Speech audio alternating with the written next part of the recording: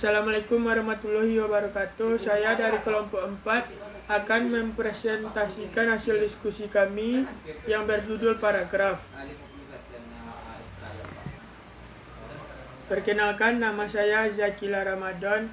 Saya akan membacakan pengertian paragraf dan contoh paragraf. Paragraf adalah satuan bahasa tulis yang berdiri dari beberapa kalimat yang tersusun secara runtut, logis dalam suatu kesatuan ide yang tersusun lengkap, utuh dan padu. Sebuah paragraf merupakan bagian dari karangan yang terdiri dari sejumlah kalimat yang mengungkapkan suatu informasi dengan ide pokok sebagai pengendaliannya. Paragraf memiliki beberapa fungsi penting dalam sebuah tulisan. Satu, mengekspresikan gagasan dalam bentuk rangkaian kalimat, memudahkan pengorganisasian gagasan penulisan, memudahkan pembaca memahami dan mengikuti alur pemikiran penulisan, memisahkan dan menekankan ide pokok. Contoh paragraf ada beberapa jenis, yaitu 1. Paragraf naratif, 2. Paragraf deskriptif, 3. Paragraf argumentatif, 4. Paragraf ekspositori.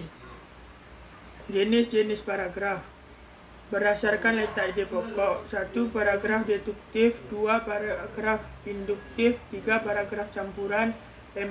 Paragraf deskriptif. Berdasarkan fungsinya: paragraf pembuka, paragraf penghubung, paragraf penutup. Syarat paragraf yang baik. Kesatuan dalam paragraf berarti semua kalimat yang membina paragraf harus secara bersama-sama menyatakan suatu hal atau tema tertentu. Setiap paragraf hanya mengandung satu gagasan pokok atau satu topik utama. Kepaduan atau koherensi berarti kekompakan hubungan antar kalimat yang membentuk paragraf.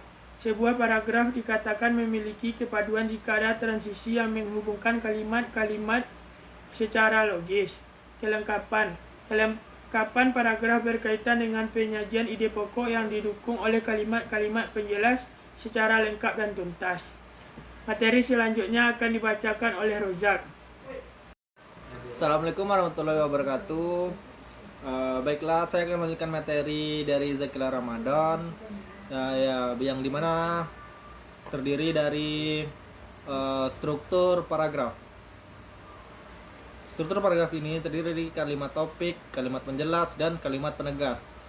Kalimat topik merupakan kalimat yang berisi ide pokok atau gagasan utama paragraf.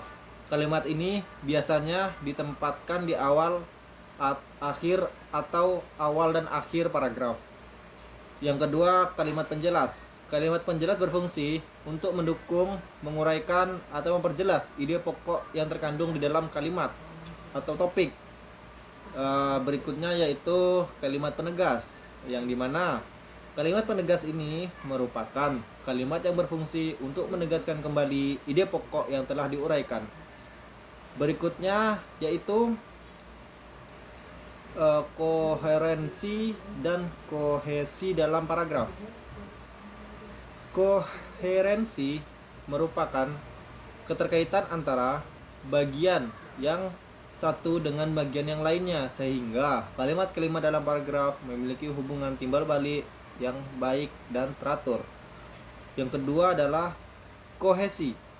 Kohesi merupakan hubungan antar unsur dalam struktur sintansif paragraf yang ditandai dengan menggunakan penanda hubungan, biasa disebut dengan konjungsi, yang tepat. Baiklah, materi selanjutnya yang akan dibacakan oleh Pedro Aleita. Perkenalkan, nama saya Pedro Aleita. Baiklah, saya akan melanjutkan materi dari Rozak, yaitu pengembangan paragraf. Pertama-tama yaitu metode pengembangan. Ada metode definisi, yang kedua metode proses, yang ketiga metode contoh, metode sebab akibat, metode perbandingan, metode analogi. Dan kedua ada teknik pengembangan. Ada repetisi, paralelisme, klimaks, anti klimaks. Materi selanjutnya yaitu kesalahan umum dalam penulisan paragraf. Yaitu kesalahan umumnya yaitu kesalahan struktur. Kesalahan struktur ini terbagi menjadi 3, yaitu kalimat topik yang tidak jelas, pengembangan yang tidak memadai, perpindahan ide yang tidak logis. Yang kedua, kesalahannya yaitu kesalahan mekanik. Yang kesalahan mekanik ini berupa penggunaan tanda baca yang salah, kesalahan ejaan, dan terakhir itu penggunaan kata hubung yang tidak tepat. Sekian, terima kasih. Ya, selanjutnya saya akan melanjutkan materi dari Pedro. Bab 9. Teknik menulis paragraf yang efektif. Yang pertama, perencanaan. Perencanaan terbagi 3, yaitu menentukan topik, membuat kerangka, mengumpulkan informasi pendukung.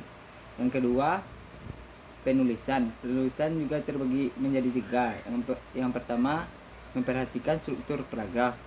Yang kedua, menggunakan transisi yang tepat. Yang ketiga, mempertahankan kesatuan dan kepaduan. Yang ketiga, penyuntingan juga terbagi menjadi 3. Yang pertama, memeriksa isi struktur. Yang kedua, memperbaiki kesalahan mekanik. Yang ketiga, memastikan keterpaduan antar paragraf. Selanjutnya, penutup. Kesimpulan paragraf merupakan unit penting dalam penulisan yang memerlukan pemahaman dalam